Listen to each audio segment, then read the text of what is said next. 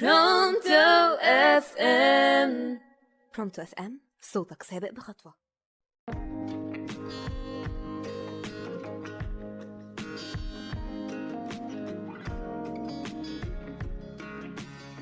يا مساء الفل والجمال على كل اللي بيسمعوني على راديو برونتو اف ام، ومعاكم دكتور نرمين رمضان في برنامج فاكسينها. وفي حلقتنا النهاردة هاخدكم على أعلى وأخطر جسور في العالم، ولكن اللي عنده فوبيا الأماكن العالية يجمد كده معايا شوية عشان هعديكم على جسور في منتهى الخطورة. وهبدأ معاكم مع جسر غازة في قرية جوز بنيبال، وده جسر خطير قوي، ومش بس إنه اتبنى بشكل وحش، لأ، السبب إنه مش بيعدي البني آدمين وخلاص، لكن الحيوانات بتعدي عليه عادي جدا وفي أعداد كبيرة. والمثير للاهتمام في الجسر ده غير إنه صغير وضيق قوي، لكن الناس والأطفال مش بيشوفوا أي مشكلة أو خطورة وهم بيعدوا عليه. وهاخدكم دلوقتي على المملكة المتحدة، بالتحديد في مدينة انتريم بأيرلندا الشمالية، مع جسر كاريك. وطول الجسر حوالي 21 متر، ومكانه على ارتفاع 30 متر. واللي بيعدي الجسر ده لازم يكون حد شجاع قوي وقلبه ميت، على الرغم ان في حبال وامان عشان تحمي اللي بيعدي، بس في صعوبة وخطورة على اي حد بيمشي عليه. ومعانا الجسر المعلق والاكتر رعب في اليابان، وهو جسر الموسو توسو ريباشي. والمرعب هو انه ملوش قضبان يتمسك منها، واتعمل 1950 بشكل ضيق جدا. ولو انت مش قلبك جامد ما تعديش، عشان الجسر متهالك، عشان لو خايف هتلاقي نفسك بتعوم مع السمك اللي تحت. ولسه مكملين مع اليابان، وعندنا جسر طريق الكرامة، والمعروف باسم جسر وادي اللبلاب. واتبنى الجسر في الزمن القديم عن طريق المحاربين واللاجئين، ومكانه في نهر إيه وبين جبلين. وهكلمكم عن جسر كاكوم في الحديقة الوطنية في غانا، والمثير إن مكانه في أعماق غابات غانا الخطيرة بطول حوالي 76 متر.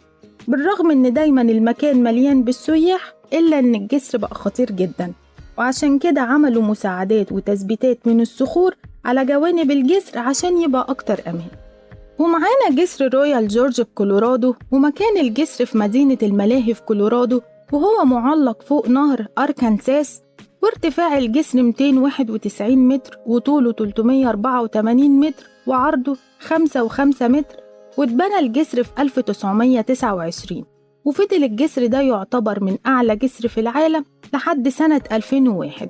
وبيفضل اللي بيمشي على الجسر ما يقفش ويبص لتحت عشان ما يحصلوش دوخة شديدة قوي من شدة الارتفاع، وربنا يحمي الجميع. وهقول لكم دلوقتي على أعلى جسر وأكترهم رعب في العالم، وهو جسر نهر سيدهو في الصين، وبيمتد طوله أكتر من 1300 متر، وتنفذ على ارتفاع يزيد على 460 متر، وبيربط ما بين شنغهاي وشينو. وهو أصلاً عبارة عن جزء من ممر جبلي طويل وخطير معروف باسم الطريق السريع هويو جي 50.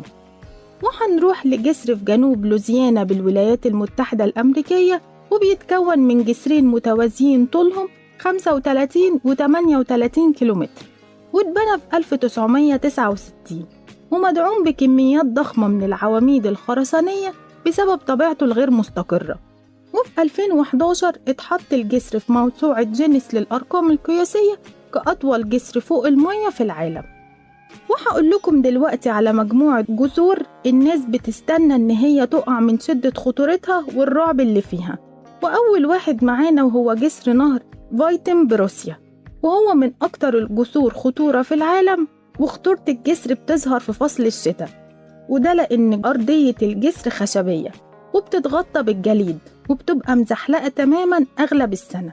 وأي خطوة غلط في المشي على الجسر ده بيقع الشخص في حمام جليدي. وعدد قليل جدا من الناس قدروا يعبروا الجسر ده بأمان. والجسر معرض للتكسير لو حصل في إن فيه وزن زيادة من حد بيعدي عليه. ومعانا الجسر التاني وهو جسر تريفد في سويسرا، ومكان الجسر وسط جبال الألب، وطول الجسر 180 متر، وارتفاعه 110 متر. واتبنى في سنة 2004، واتعمل له إعادة ترميم في 2009.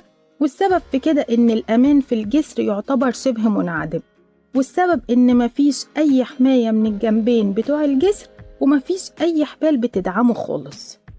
والجسر الثالث وهو جسر الأقدام في باكستان، وهو زي ملعب للأطفال بالظبط.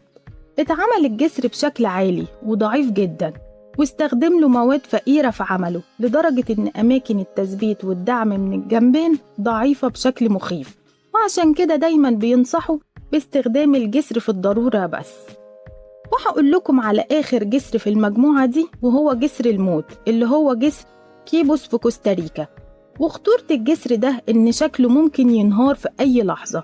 على الرغم من شكله المرعب إلا إن الناس وعربيات النقل التقيل بيعدوا جنب بعض عادي جدا كأنهم في شارع طبيعي مش على جسر. وآخر جسر معانا النهاردة هو جسر الإبرة في فرنسا. ولكل شخص عنده أي مرض في القلب فنصيحة يتجنب فكرة عبور الجسر ده، والسبب إنه ضيق جدا وارتفاعه حوالي 12600 قدم فوق سطح البحر. بس لحسن الحظ إنه مدعوم من جنبين، بس هو عالي قوي وبشكل مخيف، محدش هيقدر يستحمله بالذات لو بيخاف من الأماكن العالية. وبكده تكون خلصت حلقاتنا من برنامج فاكشنها. أتمنى تكون عجبتكم وأكون قدرت أخوفكم شوية النهاردة، واللي قلبه جامد وحب يجرب يعدي على جسر منهم يكتب لي في الكومنتات. وكنت معاكم دكتور نرمين رمضان على راديو برونتو FM في برنامج فاكشنها. سلام.